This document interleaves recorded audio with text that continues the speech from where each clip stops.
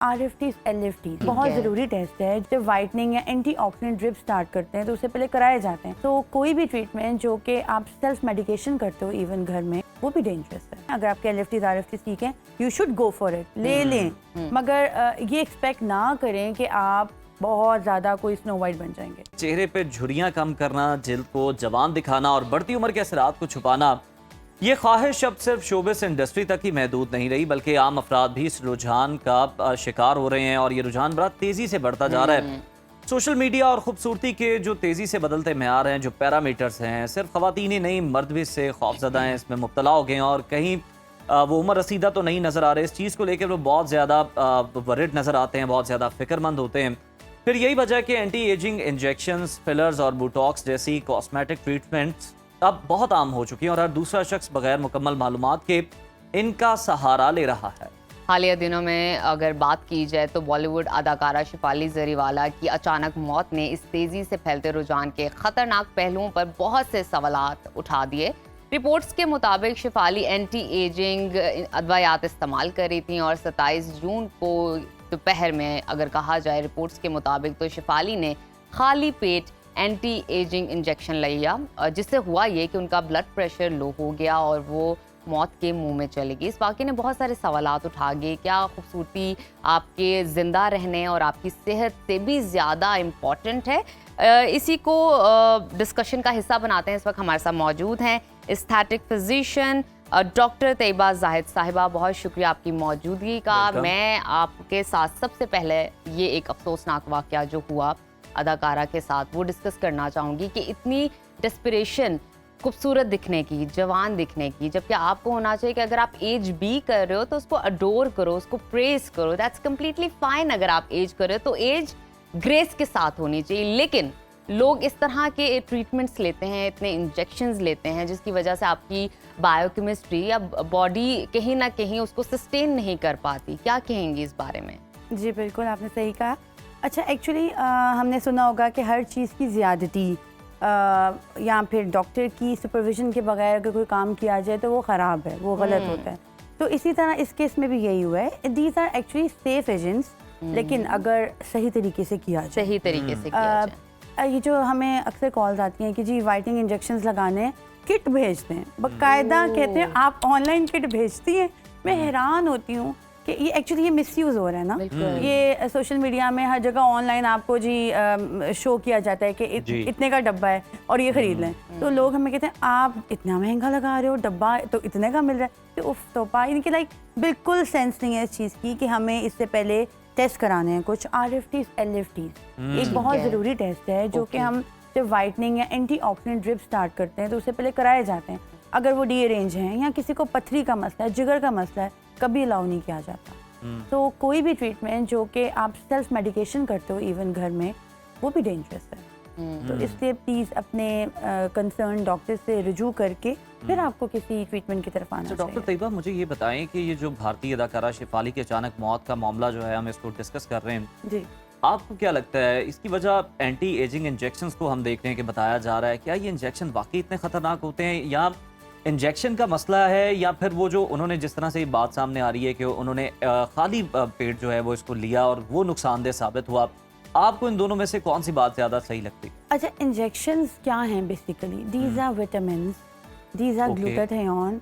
ये डेंजरस नहीं है अनटिल अनलेस कि आपके LFTs, RFTs आप ख़राब ना हो, फिर हम कहेंगे कि ओवरलोड हो सकता है, किडनी के ऊपर ज़्यादा काम करना पड़ सकता है जाके इन इंजेक्शंस को, तो वो तब हम मना करेंगे। अदरवाइज इस तरह का नहीं है कि आप ये इंजेक्शंस हार्मफुल हैं, आप ले नहीं सकते।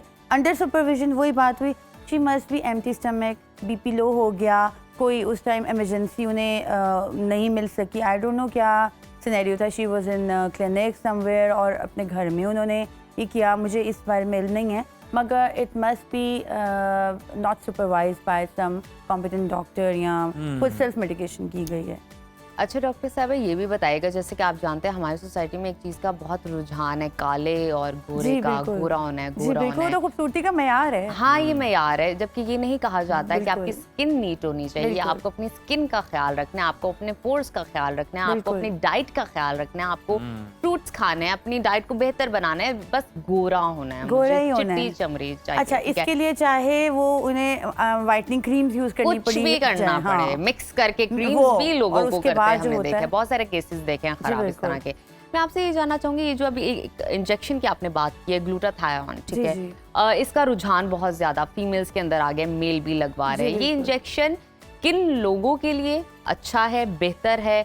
कौन सा कॉम्प्लेक्शन पे आप सजेस्ट करती हैं, या कोई साफ कलर वाली खातून आए या मेल आए वो करवाना चाहिए? क्योंकि डेस्परेशन की तो कोई लिमिट नहीं है ना कि मजीद चाहिए, वो चिटा कर दो, वो वाला जी, सीन है। बिल्कुल, जी, बिल्कुल। तो क्या आप किसको रेकमेंड करती हैं? आपका क्या एलिजिबिलिटी क्राइटेरिया है, ये बताइए। अच्छा, बेसिकली ये ना एंटीऑक्सीडेंट्स हैं। ठीक है। एंटीऑक्सीडेंट्स आपकी इम्यूनिटी को बूस्ट अप करते हैं। ओके। हमारे कम्युनिटी में बन गया है गोरा होना, कि इससे आप लिटरली 3-3 महीने 4-4 महीने लोग कोर्स लेते हैं बड़े नामवर एस्थेटिक क्लिनिक से, और उसके बाद कहते हैं 0% रिजल्ट था। वो एक्सपेक्ट कर रहे होते हैं कि हम लोग स्नो वाइट बन जाएंगे, जबकि ऐसा नहीं होता। इतने ज़्यादा विटामिन अगर ले रहे हो, आईवी ले रहे हो, ड्रिप की सूरत में ले रहे हो, तो ऑब्वियसली आपको ग्लो तो ज़रूर मिलेगा। आप बीमारियां जल्दी नहीं अटैक करेंगी आपके ऊपर, आपका इम्यूनिटी लेवल अच्छा हो जाएगा। मगर वो जो एक्सपेक्टेशंस कर रही होती हैं शादी से पहले, स्पेशली गर्ल्स आती हैं कि जी हमें इतना गोरा होना है, तो वो ऐसा नहीं है। उनका ड्रीम टूट जाता है फिर जब वो इतना ज़्यादा इंजेक्शन लेने के बाद। मैं ये कहती हूँ कि ठीक है, अगर आप इंटरेस्टेड हो इसके लिए, इसमें हार्म नहीं है। अगर आपके LFTs RFTs ठीक हैं, you should go for it, ले लें। मगर ये एक्सपेक्ट ना करें कि आप बहुत ज़्यादा कोई स्नो वाइट बन जाएंगे। तो ऐसा मतलब कुछ जिसका नहीं है। कलर ऑलरेडी फेयर है, आप उसको भी कह देती हैं कि आप ले लें अगर आप लेना चाहती हैं? मैं नहीं कहती। जिनका है। कलर ऑलरेडी फेयर है, मैं यूजुअली उनको और ट्रीटमेंट्स बता देती हूँ। अच्छा, ग्लो के लिए। हाँ, मैं उनको नहीं ये रिकमेंड करती। मगर जो वाकई बहुत डार्क टोन में हैं और जो अपनी टोन को थोड़ा सा सेल्फ कॉन्फिडेंस की वजह से शादी के लिए लड़कियां डेस्परेट हुई होती हैं कि गोरा रंग चाहिए, ये हमारे ये community ने बनाया है। का ये इसमें बेचारी अलमिया लड़कियों का है। भी कोई कसूर नहीं। वो रिश्ता के जब देखने जाते हैं तो माएँ क्या कहती हैं, गोरी चिट्टी होनी चाहिए। हाँ, ऐसा तो ही वो नहीं, क्या कर सकते अच्छा हैं। डॉक्टर मैं साहब, आपको अब हमें ज़रा ये बताएं कि स्टडीज़ ये बताती हैं कि एंटी एजिंग मेडिसिन या इंजेक्शन दिल, जिगर या गुर्दों को मुतासिर कर सकते हैं, बिल्कुल। आपके बॉडी ऑर्गन्स को। क्या आप इससे इत्तेफाक करती हैं ऐसा ही है? और इनके साइड इफ़ेक्ट्स कितने संगीन होते हैं? शॉर्ट टर्म होते हैं, लॉन्ग टर्म होते हैं, क्या है? अच्छा जी, ये जो आपका सवाल है इसमें मैं ये पहले बता चुकी हूँ। अगर LFTs RFTs इनके गुर्दे के टेस्ट और जिगर के टेस्ट नॉर्मल नहीं हैं किसी के भी, हेपेटाइटिस की वजह से या फिर किडनी स्टोन्स की वजह से या और कोई chronic kidney disease, acute kidney disease चल रही है, देन स्ट्रॉन्गली आई डिसएग्री, नहीं देना।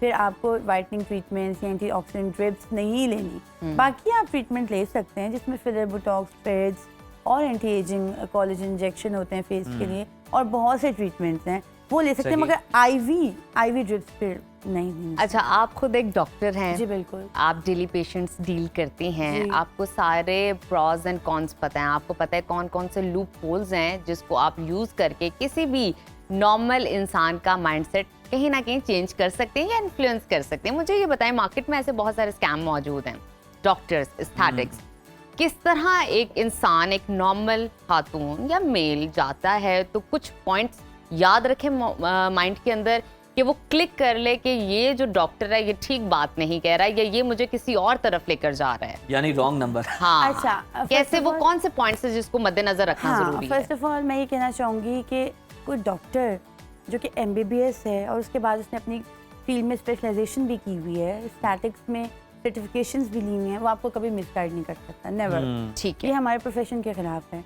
मैं डॉक्टर कम्युनिटी के लिए ये बात कर रही हूँ, कभी ऐसा हो ही नहीं सकता कि कोई डॉक्टर गलत बात करे। ठीक है। ये आपको मिलेगा वहाँ पर जहाँ पर क्वैक्स बैठे हुए हैं। ओके। ठीक है, जहाँ पर मैंने देखा है अब न्यूट्रिशनिस्ट हैं, फिजियोथेरेपिस्ट हैं, वो अपने आप को डॉक्टर कहलाते हैं। ठीक है, मे बी उनकी डिग्री में लिखा हो, मगर बेसिकली उनको इतनी नॉलेज नहीं होती।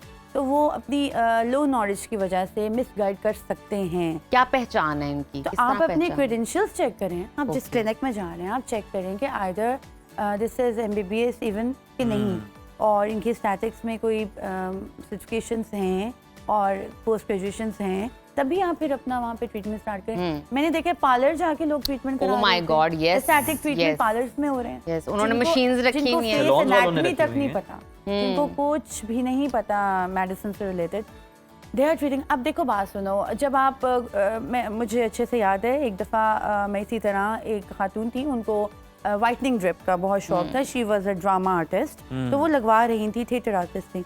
एकदम से उनका BP लो हो गया, हाथ पाँव गिर गए।